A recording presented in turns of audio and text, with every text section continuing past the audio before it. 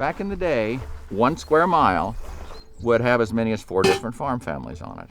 Now all of a sudden you have to go 4, 5, or 6 miles to find a farmer. When the farmer leaves the community, or he has no longer a purpose within that community, he not only goes himself, but he also takes the future and the potential future when he moves his family. Come on, baby. This is Ron Martinson. He lives in Elliott, Iowa, and raises pigs from farrow to finish, or from birth to slaughter. For generations, this is what hog farming looked like in the state of Iowa. But in the last 40 years, Iowa lost 90% of its family farms. That's 40,000 farms that used to look a lot like Ron's. In those same 40 years, the number of hogs that have been raised, slaughtered, and sold has exploded, and the profits made in the hog industry in the state of Iowa has increased by 300%. You don't see that growth in the communities anymore. So where did that money go? It used to be you drive rural Iowa and you see animals on the land. Now you don't see them, but you smell them. Hog farms today look a lot more like this. These large metal sheds, called Concentrated Animal Feeding Operations, or CAFOs, have taken their place. And all the profit that sustained farmers' lives went to just 3 companies that now dominate every aspect of the pork industry: Smithfield, JBS, and Tyson. We're going to talk about Tyson because their way of doing business set the standard not only in hog country, but in the entire meat industry. They control 20% of all the pork, beef, and chicken that you buy at the grocery store or get at fast food restaurants, including a lot of brands you might not even know they own. Tyson uses that monopoly power to charge you more and pay farmers less. It's profits off the back of farmers. It's pitted neighbor against neighbor. And Tyson has destroyed not just the economy of Iowa, but the ecology as well. They're chasing them almighty dollar, but the people who have to live with their creation have to live next to their CAFOs on a daily basis. Ron's style of farming is the same as his father's and 4 previous generations of farmers before. We live around here with the idea that we want a pig to be a pig. On Ron's farm, the lifestyle of a hog goes like this. Sows will gestate for about 4 months. And that is 3 months, 3 weeks, and 3 days. Then piglets are born in these small wooden pens. Piglets are weaned from their mothers and spend another few weeks in the field before they're transferred to hoop barns like these. And they will be there until they're about 180 days of age. And at that time, they will weigh about 295 pounds, and that's when they're harvested. When CAFO started arriving in the neighboring towns and counties, Ron and his father made the decision not to convert to the industrial model. First off, it was a significant capital investment, but we also felt that the consequences from that decision were too restricting or too confining, not only in terms of our own financial commitment and our own financial security, but also the overall welfare of the animals. But he watched neighboring farms shut down and farmers leave the area. Meanwhile, in Hardin County, where Nick Shute lives, the kind of operations that replaced farms like Ron's dot the landscape. Kept waiting for these facilities to fail, but instead of failing, our way of life failed. There's not a whole lot of us left, us independent hog farmers. Nick's a farmer too, but his operation has gotten smaller and smaller over the years. His bank tells him he's more like a hobby farmer. Now his neighbors are all industrial farms. Each CAFO houses between 2,500 and 25,000 hogs. 95% of hogs in America are raised in these facilities, but this method of farming is pretty new. It came to Iowa in the 1990s and it grew quickly. This method of meat production is sometimes called chickenization, and there's a reason. It was first pioneered by Tyson Foods in the thousands of chicken houses they controlled in the South. Don Tyson grew up working with his father, John Tyson, who had a lucrative chicken business that trucked livestock from farms to slaughterhouses in the city. When Don got older, he wanted to expand the operation. Don Tyson is a remarkable person. Tyson Foods was a relatively large company, but Don turned it literally into a global empire during the course of his life. The Tyson model was to own every part of the chicken supply chain. They ran feed mills, hatcheries, trucking companies, and when that wasn't enough, they opened their own slaughterhouses. The only thing they didn't own was the farm where chickens were raised and fattened. That they left to the farmer.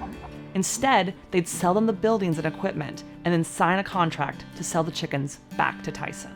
The farmer is the one who takes out a mortgage for the land, who buys and builds the barns, and who cares for the animals during their short life. This is actually the part of the process where the most can go wrong. Animals packed so tightly together can get sick. Buildings corrode, extreme weather can damage your land or animals. With so many variables, it's the farmer that takes on the most risk. For nearly a century, this vertically integrated system defined the chicken industry. But in the 1990s, Hogs were chickenized. You know, the key to chicken production is concentrating all those animals into one spot. And hogs had never been raised that way before. And so Tyson had to build these hog barns that looked like chicken barns and figure out how to pack these very large 300-pound mammals into one space and raise them in the same way they raise chickens. And one thing I really need to emphasize, they did this because there was billions of dollars on the table. Before, hogs were known as mortgage lifters. Farmers would raise other crops and animals, but hogs were always a moneymaker because pork sold for more at the grocery store. In 1992, 97% of farmers were independent. Now 70% of all hogs are sold under contract to buyers like Tyson.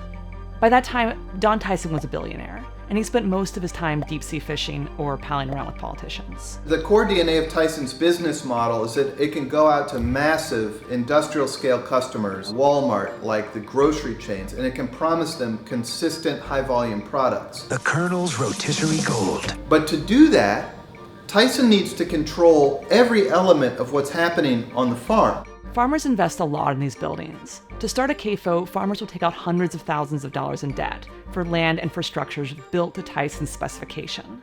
And if they don't comply, they're shit out of luck. No pun intended. With all that debt, and with structures meant for hogs, it makes it difficult for them to leave the business or to convert to a different type of operation. It really was a true corporate takeover. Tyson created a closed, contract-controlled system, and it destroyed the open and competitive system.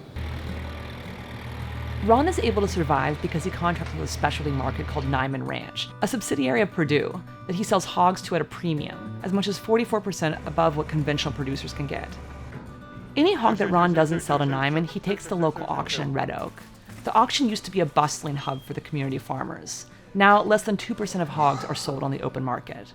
There isn't another thing like this for a great distance around me. Even within the last 15, 20 years, they have gone from hog buying stations in every county to few and far between, and a lot of folks have been forced to just take them to a weekly sale barn. You know, there's just not as many auctions around because it's a kind of a dying breed anymore. The big boys, like your confinement and your hog deals, you know, they're all more direct. There's just a lot less competition than what we used to be. As more farmers entered contracts, the value of pork fell. But even as farmers lost income, pork prices in the grocery stores stayed about the same. That's because as the industry consolidated, Tyson was able to charge customers more and pay farmers less. And the consequences aren't only economic. Every year as the summer heats up, lakes and rivers in Iowa shut down because of health advisories. The reason kids can't swim and people can't boat anymore in these lakes is because of hog shed.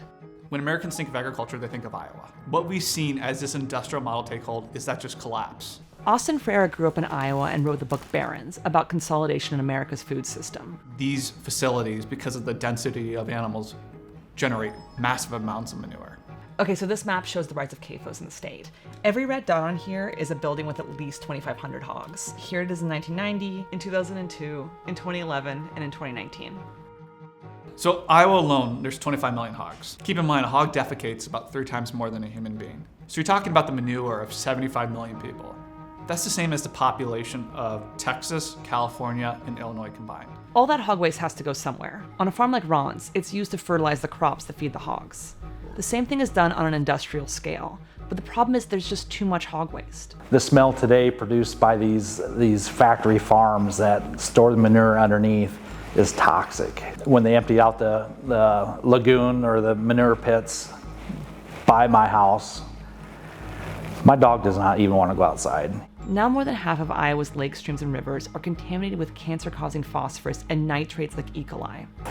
Algae blooms are creating the toxins in the water that's taking away the oxygen and killing the fish. The drinking water is polluted too. The city of Des Moines spent $18 million over the last 20 years treating water that is overwhelmed by hog shed. So you essentially have the waterways in Iowa are now an open sewer. A lot of Iowans know this, and they're angry about it.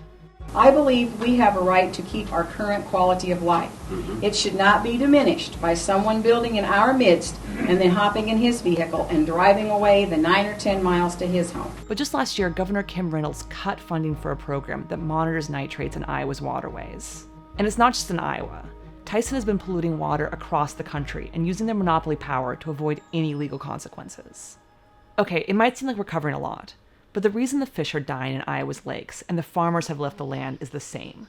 Corporate consolidation and power have put efficiency above all else, above the air and water of Iowa, above the lives of farmers, and above the community.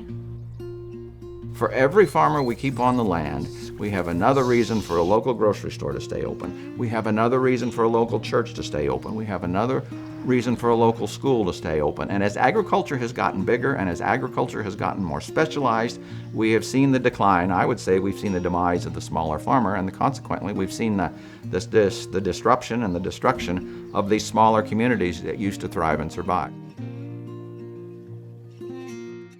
Thanks for watching The Classroom for More Perfect Union. This is part of a 2-part series on how Tyson came to dominate the meat industry.